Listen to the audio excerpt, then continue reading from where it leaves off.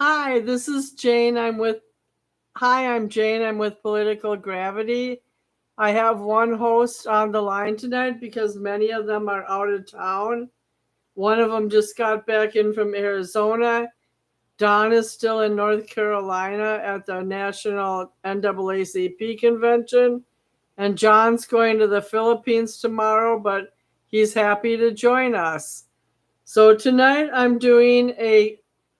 we're doing an overview of how Russia is really infiltrating the Ukraine severely, and Trump is about to enact more sanctions against countries doing business with Russia, and Donald Trump gave Russia a 50-day deadline to make peace with the Ukraine, but it doesn't seem to be going in that direction because Russia just dropped 728 drones on Kyiv in the last 2 days.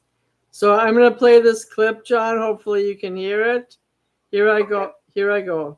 I want you to take a good look at your screen. The latest information coming in bright and early from the Associated Press as relates to the conflict with Russia and Ukraine.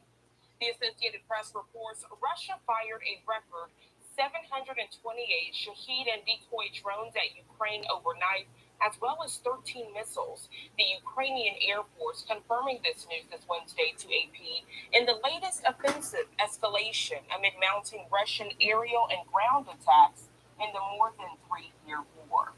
A city which lies in Ukraine's northwest region along the border with Poland and Belarus was the hardest hit, though 10 other regions were also hit. That coming from Ukrainian President Volodymyr. Can you hear, John? Actually, I can't, but you can always recap it. I'm not going to play it because the video was too soft. So what I can do is I can mute it and I can play the transcript. So let me do that. So you can hear me talking, okay?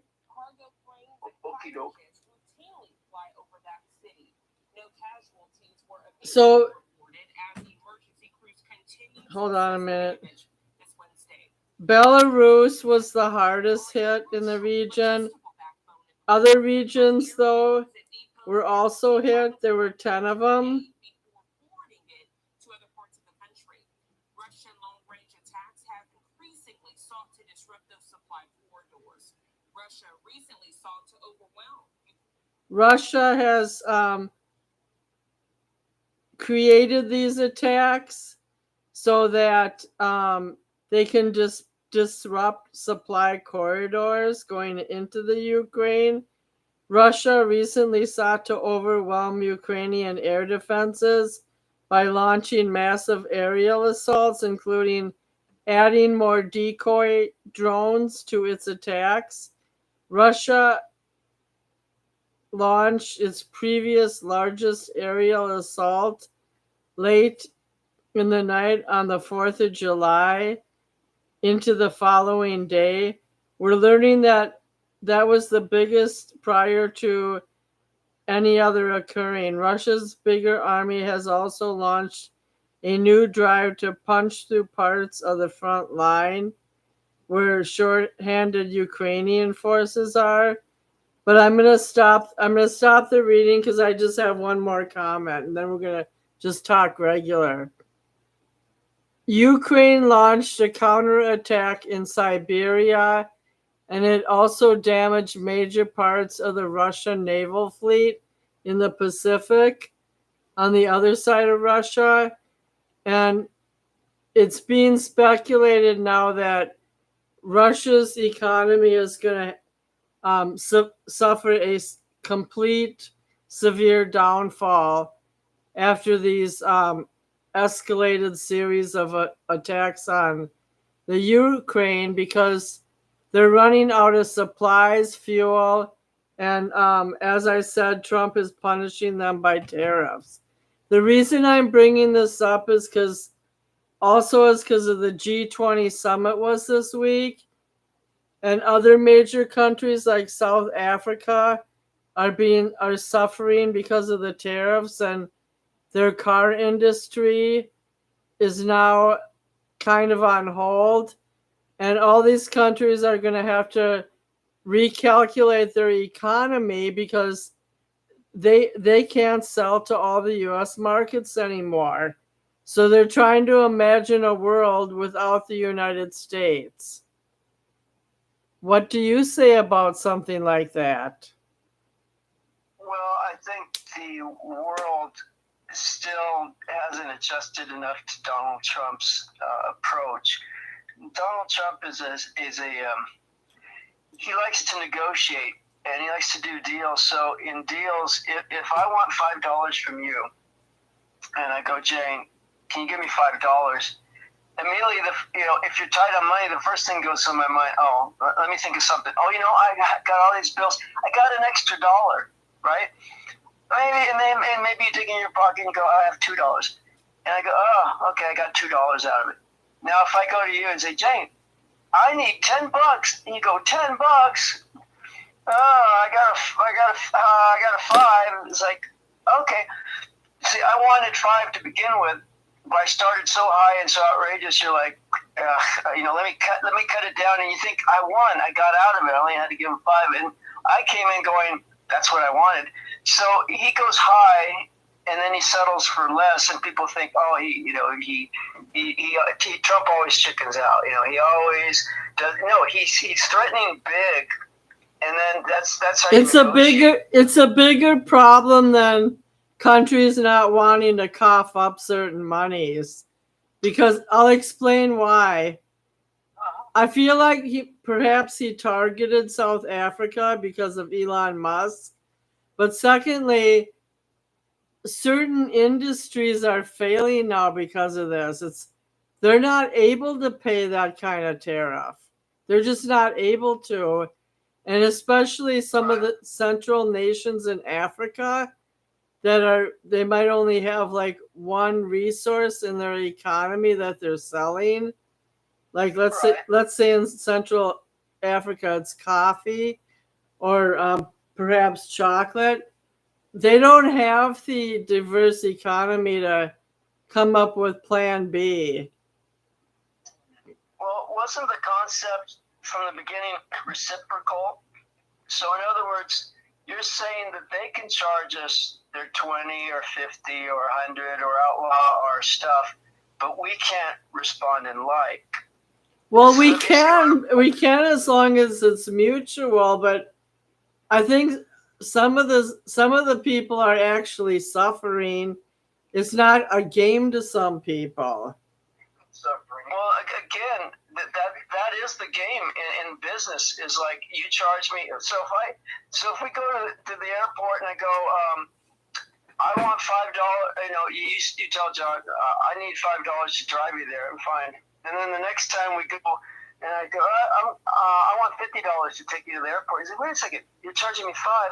It's like, that's not fair. Okay, no, you charge me $5, I'll charge you $5. What's wrong with charging people what they charge us? I think a lot of your analogies are correct when it has to do with a person or maybe even something like Uber or DoorDash. But when it comes to international trading, there's just a lot of things that are suffering right now, including water transportation and putting things in containers and the cost to deliver and sell things. I know China's made some collateral moves, like they were going to withhold some cell phone parts from our country. Weren't people poor in Mexico when I was 5 years old? Weren't people poor in the Middle East when I was 5, or Africa? Haven't they always been poor? Can we always have cartels? And there's also, then why did God allow Middle Eastern countries like Iran and Saudi Arabia to be filthy oil rich? And the world has to learn how to deal with those Muslim countries because they're not going to dance to our music either. What do you want? a world that's fair, or do you want a world that is real? The way that I perceive how Trump does business, it's not fair. It's an ego trip. Well, what is fair? I mean, by whose standard is it fair? Didn't the world run okay before he got into office? What are you listening to? Who told you the world was fair? The Fairyland Jane podcast. Donald Trump introduced unfairness on the world. You know, I hope you get a brain transplant in the Philippines. So you're saying the world was fair up until 2016, and then it kind of went bizarre, haywire with Trump, and then we got rid of him, and then for the last 4 years under Biden, who was like unconscious, the world was fair again. Do you think that the last 4 years of Biden was fair? I don't define it in terms of who was president. The world itself is screwed up. COVID was one. Just let me finish. COVID was one of the reasons where people were dying suddenly, and I'll just give you a couple examples nationally and internationally. Healthcare prices are outrageous in this country. So is pharmaceutical costs. Then we have the problem of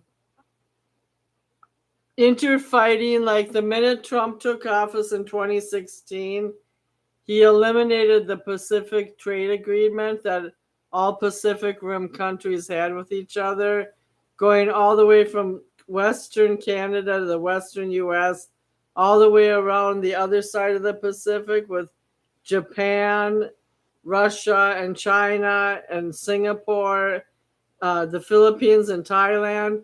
They all had a PATP trading partnership that he dismantled because, of course, he hates Obama, and Obama's the one who put that into action.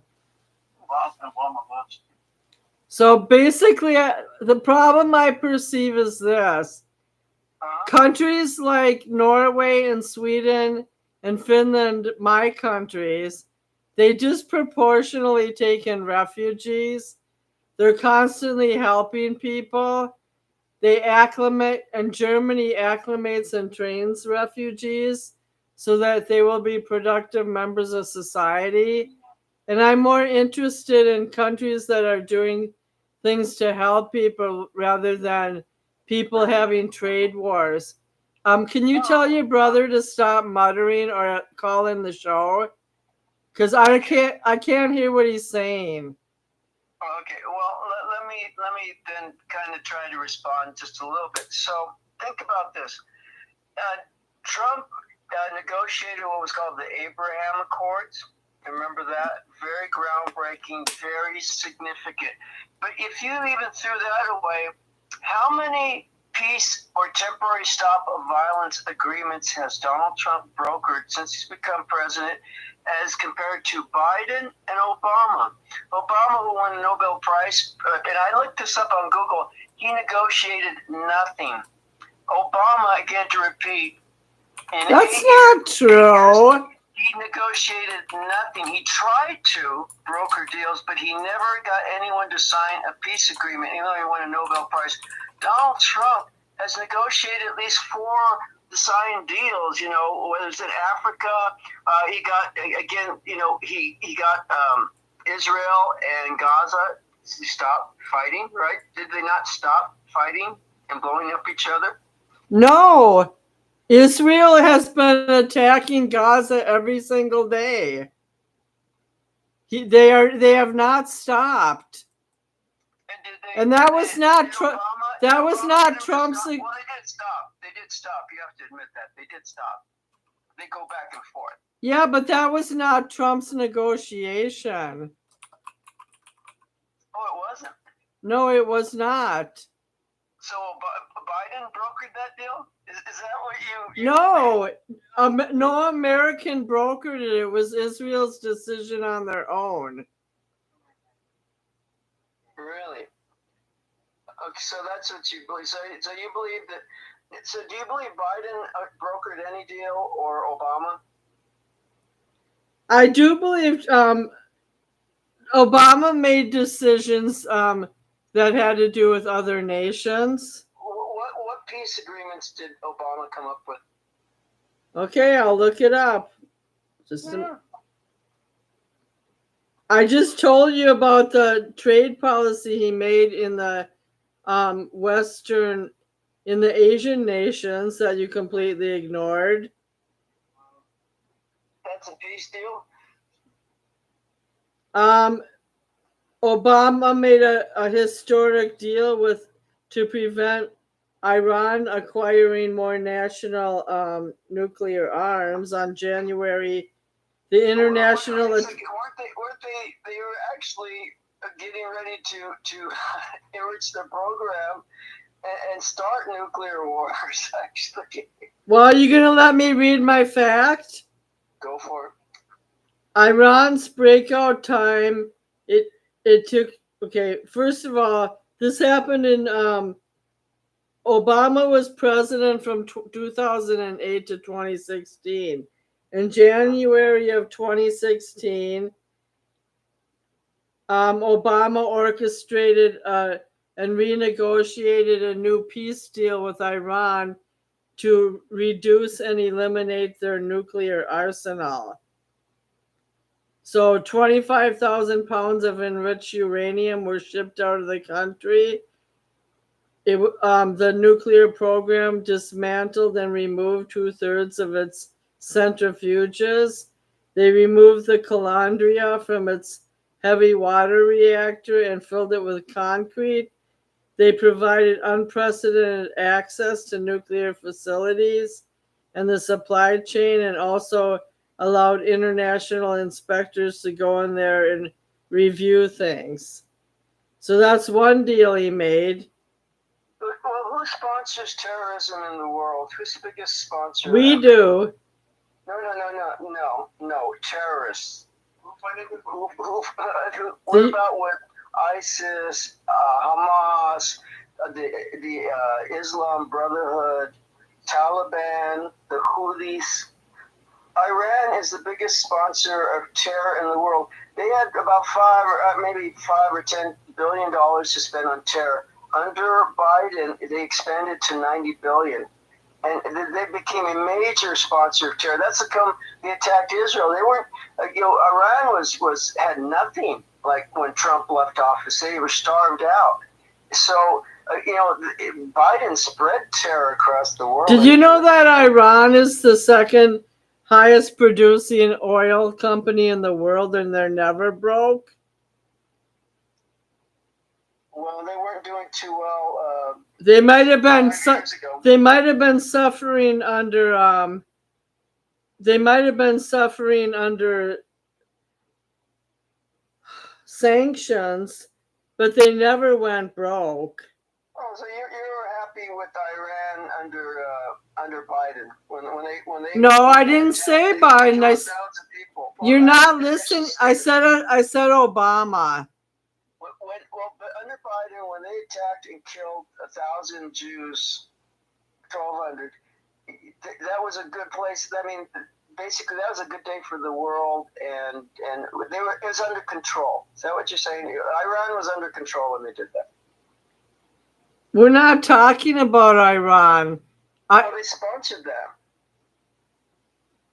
They didn't sponsor the Hamas fully. The Hamas did it on their own. I see. Okay. We're still on. What did Trump do to Hamas? Well, actually, what did Israel do under Trump's blessing? Israel annihilated Hamas in the Gaza Strip. Right. And why didn't they do that before? Because Biden said don't do it. And under Trump said take your swing. Defend yourself. I don't believe in all that killing. Oh, you don't? Okay. So you support Gaza and Hamas? You support Hamas? Okay, I'm still trying to answer the first question. Yeah. Under the Obama administration, he negotiated the New START treaty with Russia aimed at reducing nuclear arms. He also spearheaded the Trans-Pacific Partnership, the TPP I just mentioned, a trade agreement involving Asian Pacific countries and that, like I said, covered the rim of the Pacific. He engaged in negotiations with Cuba. He had an action plan, the ICPOA with Iran we discussed, and he also made trade agreements with Colombia, Panama, and South Korea. And no, this is the night before your trip.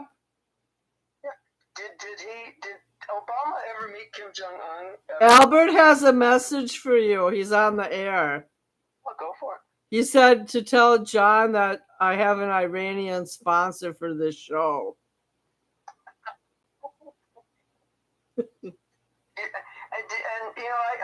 And no, I do not support the Hamas, but you were attacking Obama and you said he didn't do anything while he was in office, and that's a lie.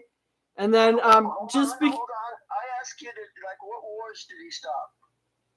That's not what you asked. You asked if he negotiated any peace deals with any nations. He didn't get any peace deals. Yes, he did. Those were peace deals. Those were like money deals. No, he reduced the nuclear armaments and the supplies of uranium and the centrifugal containers in Iran. Was Iran at war? Then he stopped them from fighting. Well, you know what?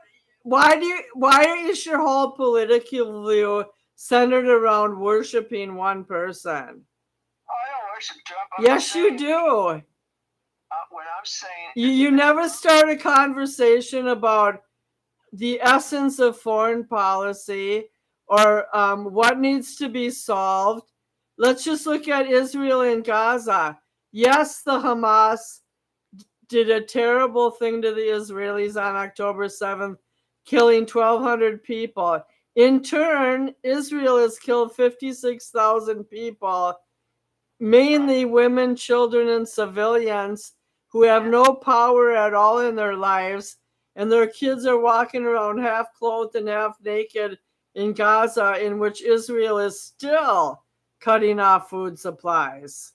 Oh yeah, they're wiping them out. Well, again, so you like what Hamas does? You like them having power because you know that they're. No, that's not what I said. And you have one more chance before I say goodbye and have a good trip. Because you're putting more. No, I want to ask you a question now. Do you support? Ask you a question and you get triggered. Yeah, I don't support the Hamas, and I think that I'm going to ask you a question like you asked me. You support the Proud Boys and the KKK killing and injuring blacks because you love it. You love to kill people. You love people dead in America. Now, how would you feel if people asked you questions like that? Well, that's what Hamas does. No, I'm asking you like that too. I don't support the Hamas. Relax. I don't support the Hamas. Why are you so triggered? See, we're talking about Trump, and you get all triggered. I don't have to yell and hang up or nothing. We can talk about this. I worked for a woman who escaped from Tehran. She raised 4 girls and a boy. She had to she couldn't leave the country, so she had to go to a mosque and say, I'm Muslim. And they go, oh, you've seen the lights. Yes. And that way she could get her passport and sneak out of the country with her kids.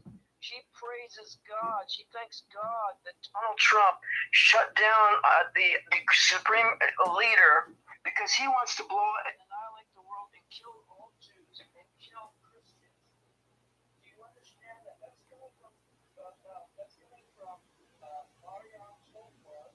Her daughter is Marshawn. Anyways, he's on mute right now because he's saying a bunch of bull crap. I'll bring him back in a minute. Do you understand that when you work with people who are killed for a prison, they escape to the United States, and then you demand Iran or Obama that he did anything about that? Trump shut it So down. I have a comment for you. Yeah. First of all, there's different levels of terrorists by each country. The United States is present in 183 countries. We have equally exploited other nations. We've persecuted them, and right now Trump is actively seeking cobalt from the Congo and exploiting other countries because he won't negotiate with any country until he gets something he wants in return. Yeah. So he's that's not killing them. He's taking their resources. yeah, well, Obama, that's not robbing fair other people. either because he's not leaving anything for the native people of that country, the indigenous people of each country. Obama deported more people than anyone. Obama bombed more people with his drones than anyone. He's the bomber Well, in chief. you want to play tit for tat all night? You want to badmouth Obama? You want to call Americans being Hamas supporters? You want to praise I like Trump? what Trump's doing. Have a good trip. Have a good trip, John. My name is Jane Hoffman, and first of all, I run this podcast, and I had to work till midnight tonight, and I had to transport people to hospitals, and I work in a crisis center, and I really don't want to waste my time for 30 minutes having shows like this. So I'm going to end the podcast, and I'll have Suzette and Don on later this week. I do have other things to say, but I believe that all countries that have a lot of national armaments and that are predatory nations, including the U.S., there's some countries we go in and try to help, but now that we've ended international aid to 90% of the countries, we're not a good nation anymore. We have sabotaged our own reputation. Thank you for listening and good night.